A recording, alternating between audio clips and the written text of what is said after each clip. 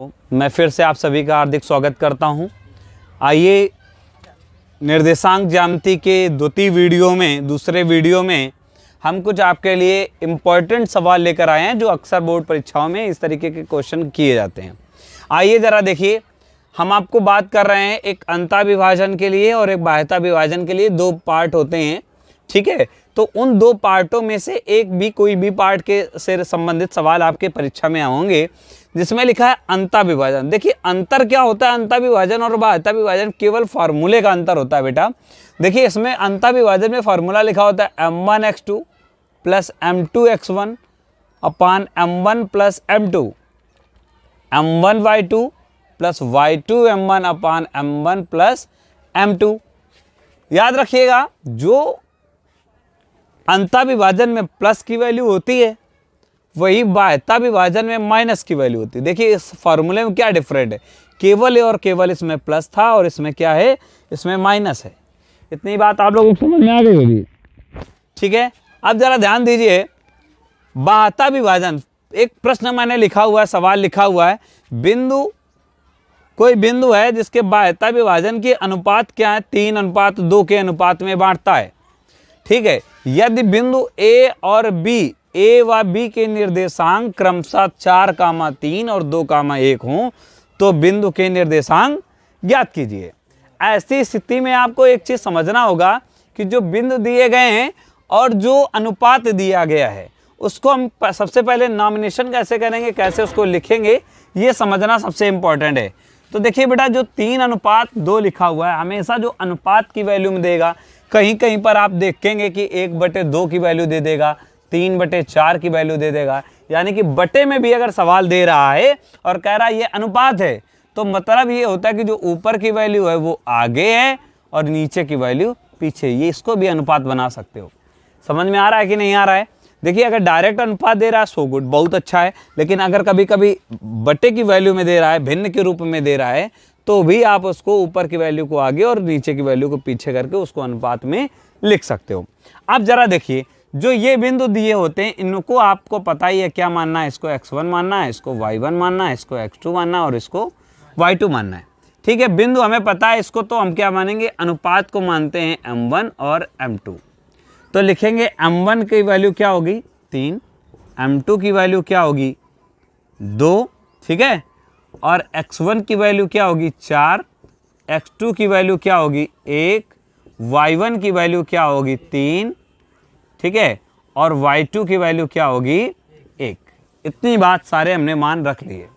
आप भी इसी तरीके से अगर मान रखेंगे तो कहीं पर भी आप गलत नहीं करेंगे। देखिए x1 की वैल्यू 4 है और x2 की वैल्यू क्या है, सॉरी 2 है, x2 की वैल्यू क्या है 2 है, ठीक है। देख लीजिए, अब आप क्या करेंगे, अब कह रहा बाह्यता विभाजन, तो बाह्यता का फार्मूला लगा दीजिए।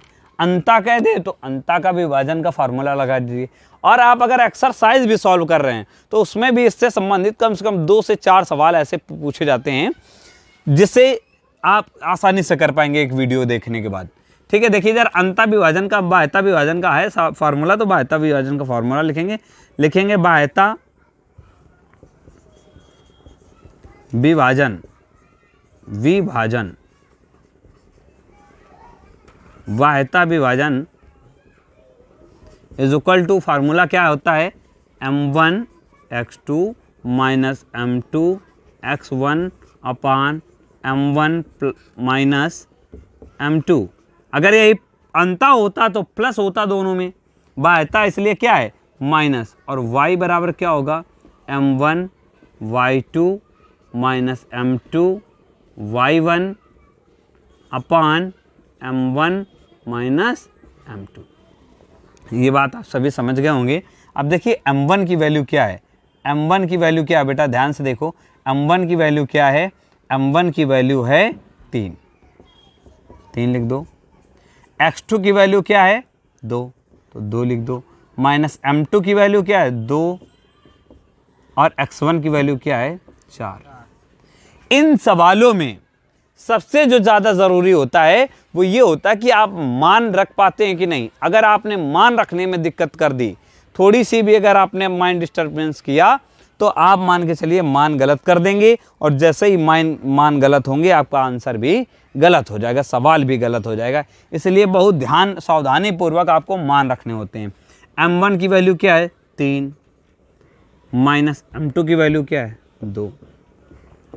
y की वैल्यू y के बराबर में क्या लिखेंगे, m1 की वैल्यू क्या है 3 और y2 की वैल्यू क्या है 1 माइनस m2 की वैल्यू क्या है 2 और y1 की वैल्यू क्या है 3 बटे, यहाँ देखिए m1 की वैल्यू 3 और m2 की वैल्यू 2। सेम है, नीचे दोनों सेम ही होते हैं, सेम ही लिख देंगे। अब देखिए 3 दूनी 6 हो गया माइनस 2 दूनी 3, 4 दूनी 8 हो गया बटे 3 में अगर 2 हम घटा देंगे तो 1 बचेगा और y बराबर में क्या होगा 3 एकम 3 माइनस 2 तिहाई 6 बटे 3 में 2 घटा देंगे तो 1 बचेगा। ठीक है, 6 में 8 में जब 6 घटाएंगे तो क्या बचेगा माइनस के 2 बचेगा बेटा। देखिए जिसकी वैल्यू ज़्यादा होगी, जिसकी वैल्यू ज़्यादा होगी उसी की तो वैल्यू बचेगी। तो माइनस 8 ज़्यादा था 6 से, तो माइनस की वैल्यू बच गई, कॉमा नीचे 1 लिखो या ना लिखो कोई बात नहीं। ठीक है, और y की वैल्यू में क्या है, जब 6 में 3 घटा दोगे तो क्या बचेगा माइनस का 3। ठीक है, ये बिंदु हो गए। और तो हम क्या लिखेंगे यक्स, यानी कि बिंदु के निर्देशांक, बिंदु के निर्देशांक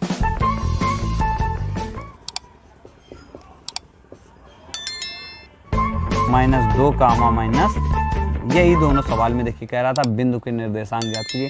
बहुत ही अच्छा सवाल है, बहुत ही सरल सवाल होते हैं, बस आपको सूत्र या फॉर्मूला अच्छे से आना चाहिए। धन्यवाद।